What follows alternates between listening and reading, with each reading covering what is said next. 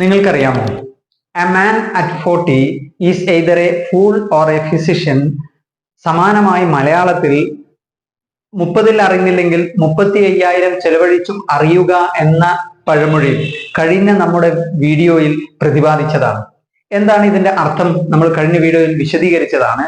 40 വയസ്സായിട്ട് തന്റെ ശരീരത്തെക്കുറിച്ച് മനസ്സിലാക്കിയിട്ടില്ലെങ്കിൽ അവൻ വിഡ്ഢിയാണ് എന്നും, സമാനമായി മലയാളത്തിൽ പറയുന്നത് 30 വയസ്സാകുമ്പോഴേക്കും തന്റെ ആരോഗ്യത്തെക്കുറിച്ച് മനസ്സിലാക്കിയിട്ടില്ലെങ്കിൽ, അല്ലെങ്കിൽ ആരോഗ്യം നിലനിർത്താൻ ആവശ്യമായ അറിവുകൾ ആർജിച്ചിട്ടില്ലെങ്കിൽ പിന്നീട് രോഗം വന്ന് 35,000-മോ, ഈ കാലഘട്ടത്തിൽ അത് 35 ലക്ഷമോ 35 കോടിയോ ആകുന്ന രൂപത്തിൽ പൈസ ചെലവഴിച്ചാൽ മാത്രം മനസ്സിലാകുന്ന ഒന്നായിട്ടുമാണ് ആരോഗ്യത്തെ പ്രതിപാദിക്കുന്നത്.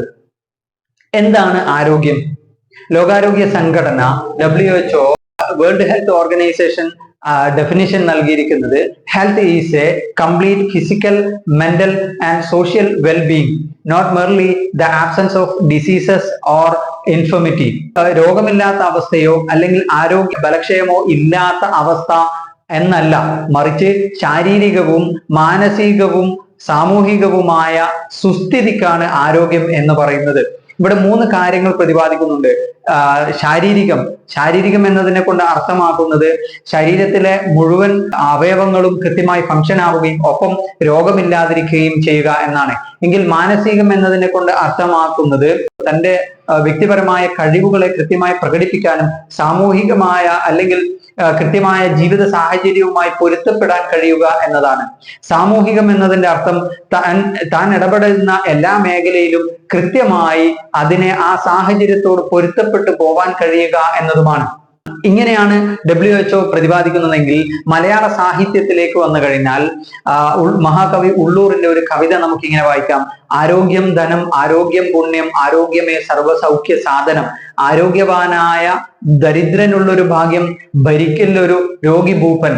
അതായത് ആരോഗ്യം ധനമാണ്, ആരോഗ്യം പുണ്യമാണ്, ആരോഗ്യമാണ് എല്ലാ സുഖങ്ങളുടെയും അടിസ്ഥാനമെന്നും പറഞ്ഞു വെച്ച് ശേഷം പറയുന്നു, ആരോഗ്യവാനായ ദരിദ്രന്റെ ഭാഗ്യം രാജ്യം ഭരിക്കുന്ന രാജാവിന് പോലും, ലോകം ഭരിക്കുന്ന ഭരണാധിപന് പോലും ഇല്ല എന്നാണ് പറയുന്നത്. അത്രമാത്രം വലുതാണ് ആരോഗ്യം എന്നാണ് ഈ കവിതയിലൂടെ നമുക്ക് മനസ്സിലാവുന്നത്. എങ്കിൽ ആരോഗ്യത്തെക്കുറിച്ച് നമ്മുടെ പരമ്പരാഗത ചികിത്സകൾ എന്താണ് പറഞ്ഞു വെച്ചിട്ടുള്ളത്? പരമ്പരാഗത ചികിത്സയിൽ പ്രധാനപ്പെട്ട ആയുർവേദം പറഞ്ഞു വെക്കുന്നതിൽ സുശ്രുത സംഹിതയിൽ അതിന്റെ 15-ാമത്തെ അധ്യായത്തിൽ 41-ാമത്തെ ശ്ലോകമായിട്ട് പറഞ്ഞിട്ടുള്ളത് സമദോഷ സമഗ്നിഷ്ഠ സമധാതു മലക്രിയ പ്രസന്നാത്മേന്ദ്രിയ മന സ്വസ്ഥ ഇത്യ വിധീയതേ.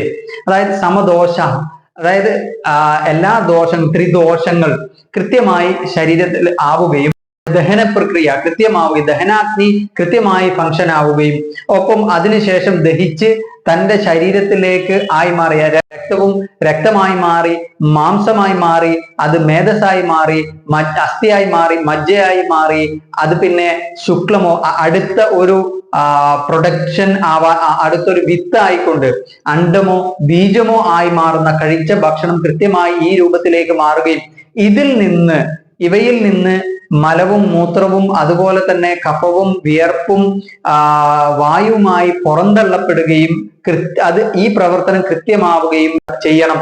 ഒപ്പം തന്നെ പ്രസന്നാത്മേന്ദ്രിയ മന സ്വസ്ഥ ഇത്യ വിധീയതേ.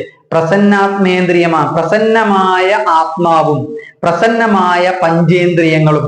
പഞ്ചേന്ദ്രിയങ്ങൾ എന്ന് പറയുന്നത് നമ്മുടെ കണ്ണ്, മൂക്ക്, അതുപോലെ തന്നെ ത്വക്ക്, അതുപോലെ തന്നെ ടേസ്റ്റ് അറിയാൻ നാവ് തുടങ്ങി ഈ പഞ്ചേന്ദ്രിയങ്ങൾ കൃത്യമായി അതിനെ ഉപയോഗിക്കേണ്ടത് മാത്രം കൃത്യമായി ഉപയോഗിക്കുക. അതായത് കാണേണ്ടത് മാത്രം കാണുക, കേൾക്കേണ്ടത് മാത്രം കേൾക്കുക, രുചിക്കേണ്ടത് മാത്രം രുചിക്കുക, സ്പർശിക്കേണ്ടത് മാത്രം സ്പർശിക്കുക, ശ്വസിക്കേണ്ടത് മാത്രം ശ്വസിക്കുക.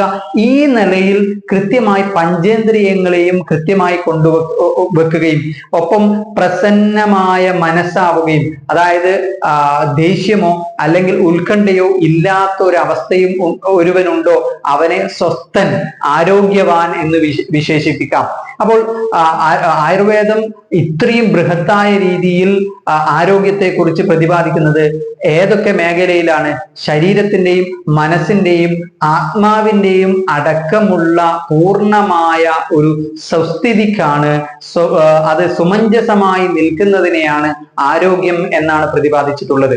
സമാനമായി ഓരോ കാലഘട്ടത്തിനനുസരിച്ച് അതാത് നാടുകളിൽ ഉണ്ടായിട്ടുള്ള യുനാനി ആയാലും അതുപോലെ തന്നെ സിദ്ധയായാലും ടിബറ്റൻ ചികിത്സകളായാലും അക്യുപങ്ക്ചർ ആയാലും ഓരോ കാലഘട്ടത്തിലും ഓരോ വ്യത്യസ്ത നാടുകളിലുമാണ്, വ്യത്യസ്ത ഭാഷകളിലാണോ ഇവയൊക്കെ ഉണ്ടായത് എങ്കിലും ആയുർവേദത്തിൽ പറഞ്ഞതിന് സമാനമായിക്കൊണ്ട് തന്നെയാണ് ആരോഗ്യത്തെക്കുറിച്ച് മറ്റുള്ള എല്ലാ പരമ്പരാഗത ചികിത്സകളും പ്രതിപാദിച്ചിട്ടുള്ളത്. എങ്കിൽ ഈ നമ്മുടെ ഈ കാലഘട്ടത്തിലുള്ള ആധുനിക സംവിധാനങ്ങളൊന്നും ഇല്ലാതെ തന്നെ ആരോഗ്യത്തെ നമുക്ക് എങ്ങനെയാണ് മനസ്സിലാക്കാൻ സാധിക്കുക? ആരോഗ്യം എങ്ങനെയാണ് നമുക്ക് ഈ ഡെഫിനിഷനുകളുടെ അടിസ്ഥാനത്തിൽ ആധുനികമായ ഒരു സംവിധാനങ്ങളും ഇല്ലാതെ അവയൊന്നും ആശ്രയിക്കാതെ തന്നെ നമുക്ക് ഓരോരുത്തർക്കും നമ്മുടെ ആരോഗ്യത്തെ എങ്ങനെ മനസ്സിലാക്കാം എന്ന് നമുക്ക് നോക്കാം. അതായത് രാവിലെ നമുക്ക് എഴുന്നേൽക്കാൻ കൃത്യമായി സാധാരണയുള്ള മടിയല്ലാതെ കൃത്യമായി എഴുന്നേൽക്കാൻ കഴിയുകയും ഒപ്പം അങ്ങനെ എഴുന്നേറ്റ് കഴിഞ്ഞ് ഉപാധികളൊന്നുമില്ലാതെ, അതായത് സിഗരറ്റ് വലിച്ചാൽ അല്ലെങ്കിൽ ചായ കുടിച്ചാലേ മലമൂത്ര വിസർജനം ചെയ്യാൻ കഴിയൂ എന്ന അവസ്ഥയില്ലാതെയും ഒപ്പം ഈ ഉപാധികളൊന്നും ഇല്ലാതെ കൃത്യമായി മലമൂത്ര വിസർജനം ചെയ്യാൻ സാധിക്കുകയും ഒപ്പം തന്നെ കൃത്യമായി വിശപ്പും ദാഹവും അറിയുകയും അതനുസരിച്ച് ഭക്ഷണം കഴിക്കുകയും രാത്രി കൃത്യമായി നമുക്ക് ഉറങ്ങാൻ കഴിയുകയും ചെയ്യുന്നുണ്ടെങ്കിൽ ഒപ്പം തന്നെ നമ്മുടെ എല്ലാ പ്രവൃത്തികളിലും ഒരു കൃത്യമായ ഒരു ചുറുചുറുപ്പും കൃത്യതയും ഉണ്ട് എങ്കിൽ നമ്മൾ ആരോഗ്യവാനാണ് എന്ന് മനസ്സിലാക്കാം. ഇവയിൽ ഏതെങ്കിലും ഒന്നിന് നമുക്ക് എന്തെങ്കിലും തരത്തിൽ കുറവ് സംഭവിച്ചിട്ടുണ്ടെങ്കിൽ അതിന്റെ അർത്ഥം നമ്മളെ അടിസ്ഥാനപരമായിട്ടുള്ള ആരോഗ്യത്തിൽ ശോഷണം സംഭവിച്ചു എന്നാണ്. അങ്ങനെ ശോഷണം സംഭവിച്ചിട്ടുണ്ടെങ്കിൽ ആ കാര്യത്തെ എങ്ങനെയാണ് കൃത്യമായി നിലനിർത്തുക എന്നതടക്കമുള്ള അറിവുകളെ അടുത്ത തുടർ വീഡിയോകളിലൂടെ നമുക്ക് മനസ്സിലാക്കാം. Stay tuned.